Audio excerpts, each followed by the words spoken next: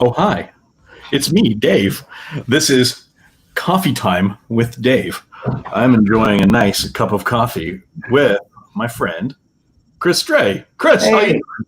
pretty good. I didn't think to bring a coffee down with me though. That's all right. I will drink twice as much just to, so and and I'll drink twice as much after to make up for it. see we've come up with a great way to do this. Are you a coffee guy? Yeah, I'm actually.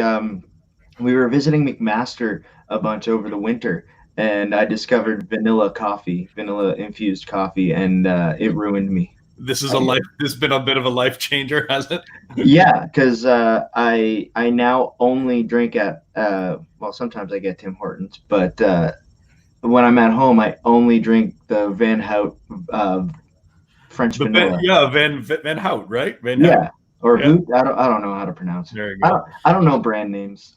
It's Millhouse Van Houten, so we'll go with that Yeah, as for Simpsons folks. So works for me. there you go. So I met Chris. Gosh, a couple of years ago now, when I was started to do Brant Life over on Rogers, and you sort of became a semi-regular guest as you were sort of launching a new stage in your music career, and really dig the stuff that you've been doing. And so, chat a little bit about your style and like how did you or when did you make the turn and go, this is I'm really going to give her, because that's an interesting thing, right? To go, this is going to be a thing. I'm going to do this. How did that Yeah, happen? it's a total game changer. So I fumbled my way through some rock bands and some just trying to figure out at acoustic cover gigs what I should have already figured out before I booked acoustic cover gigs, like what kind of music I was going to be playing. Yeah. Um, so I started venturing back towards country music because I always just felt most comfortable with that. And just over time with my original stuff, it's inspired by a lot of country stuff, but also a lot of folk and Americana or Canadiana, whatever. Um, and so just singer songwriter stuff. So I umbrella it under country, and then the game changer that made me really want to go for it was when Jamie Stevens asked me to open for the Trews for his brand now launch app launch party, Yeah. and I thought, you know what, maybe I could do something really cool with this. So I should be more serious with it, and then I just started um, being a lot more hungry and focused, and I stopped screwing around, for lack of a better term. And yeah, I've been taking a lot more opportunities, and kind of like the philosophy of Wayne Gretzky. You know, you miss 100% of the shots you don't take. So It's I've really taken a lot interesting, of actually. chances. You are the second person that I've heard today who's doing neat things. Give that quote. So my buddy Joel Smith is starting a ninja gym over in the Artisans Village. Actually, we're Oh, right over cool. there, right by where Jamie Stevens' rope factory is. Like it's right beside it. So he's starting a ninja gym, and today he was doing like a live stream with Daniel Gill, who is an American Ninja Warrior, who Oh, he cool. yeah, like one of the ones that you would recognize even if you weren't a big ninja guy. Anyway, he was doing like a live stream with them, and he was doing this workout that everyone could do, and Joel was chatting with him and was essentially going, when did you take the ninja leap and go, I'm going to be a ninja?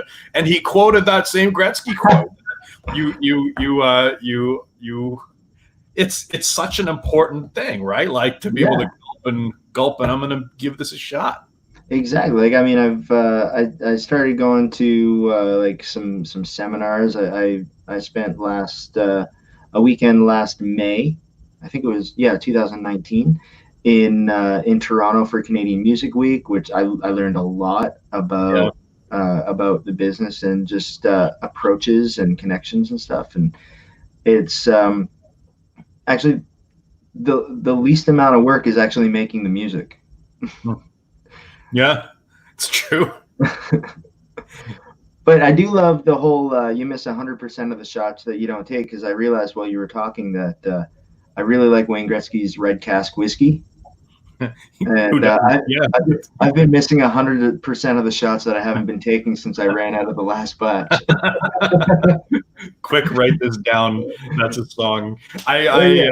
When I was working in country radio, I think I've told you this story before, but I mean, I worked in radio for quite a lot of years, and he started off as a smooth jazz station and converted to country right around the time that I was able to stomach country, and I became a country fan, right? And so we would get all these different artists who would come through. They're promoting stuff, and my favorite people to talk to were the guys who were the working musicians that were coming along with sort of the young girl that a record company puts out there. But these are the guys who had the road stories. Like, these are the guys, they're like, I toured with Stompin' Tom on 2 different tours, and like, I'll tell you, if you ever run into someone that was in Stompin' Tom's road band, you take a minute or two and you ask that guy some questions, because Stompin' Tom road stories, maybe the greatest road stories I've ever heard. I hope I get that chance now. Yeah, man, you track some down. So coming up Wednesday night, 6:00 on your website, you're doing a live event. Chat about your live event. What's going on? So I'm on the verge of basically boycotting Instagram and Facebook. I've had some social media issues. Yeah, they shut down my Instagram page and my Facebook page. So I'm done with the shenanigans. So I've got my website, chrisstrei.com, that doesn't get as much use as how much money I pay into it for the server and that runs it and everything. So I'm moving everything over to YouTube and obviously my digital store platforms like Spotify and iTunes, and taking all of my performance stuff off of Facebook and Instagram, and I'm doing a live stream on chrisstrei.com Wednesday night at 6 p.m. And I'm trying out a live chat so that we can still have kind of like an interactive performance, and I can still see the chat and everything, because I probably should. I'm promoting chrisstrei.com, so I shouldn't say that. You can go onto the YouTube live and chat there, but I'm really hoping everybody will come over and test out these new toys that I'm working with on my website. Nice. And I hope to God the chat works. Test it first. Yeah, so, yeah. Like, I mean, this is why I'm doing this non-show Coffee Time with Dave. I bought a new live stream service, and if people make comments here, like if we've got a few people watching, make a comment, because this is, I can do this, Chris. Watch this. So like, this is just the example, right? Isn't that neat? Like, technology is incredible. If someone made an actual comment, I would bring it right up there on the page. How exciting would that be? You would be featured on the internet. Right? It's like TV, but community TV. and not even. It's so good.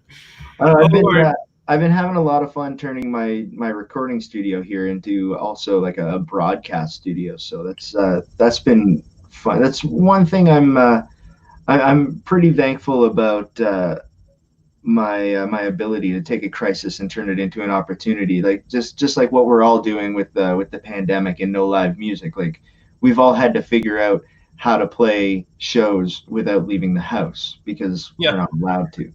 It's true. So we've all learned about like all the different platforms that you can use, and all the different ways that you can make it cool, and clicking on banners and being TV producers ourselves while we're playing guitar and singing.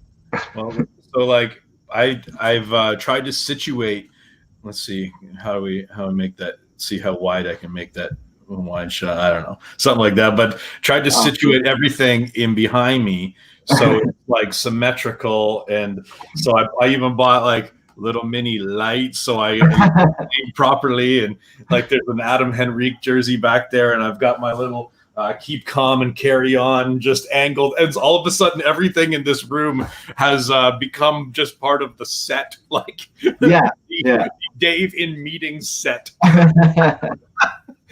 Well, I know I'm thinking about where to strategically place things around my room down here. I'm like, okay, well, I want people to see the amp while I play because it's a really nice looking amp. So I want to show that off, even though I'm not playing through it. And actually, when you zoomed out there, I've got this wind thing over my shoulder there.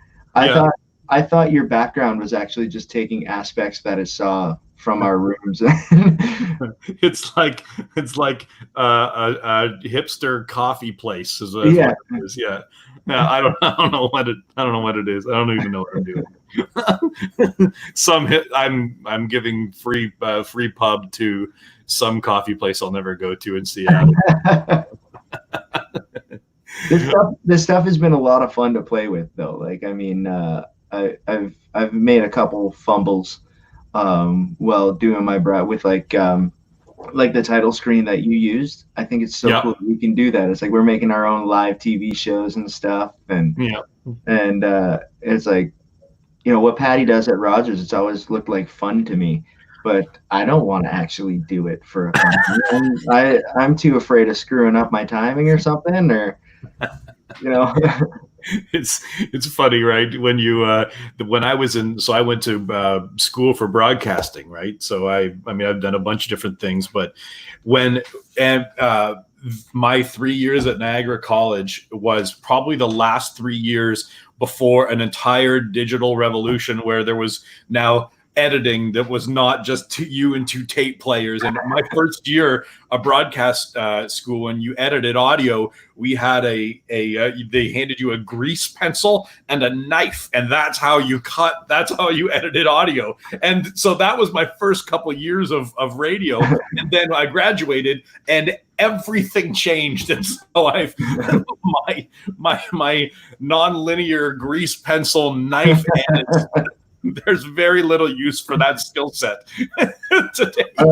I went to school for audio engineering, and like I was using like this little hard disk recorder where if I wanted to record multi-track stuff, I had to record a part and then play to it, and like it wasn't like where I could go in and actually cut the sound wave or anything. If I messed up, I had to do it all in one take. That's right.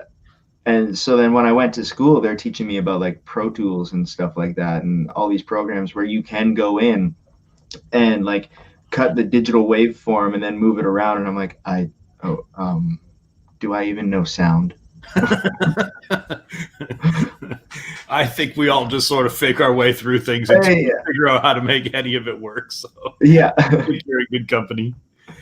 All right, man, this was good chatting. So Wednesday night, if you're watching over at chrisstrei.com, go and jump in with Chris and listen to some great music. You're doing a great job, man. So I just wanted to let you know that you're appreciated, that you're doing a great thing. To be able to push in and to follow artistic dreams is not an easy thing to do, and so especially at this time. So go and support Chris.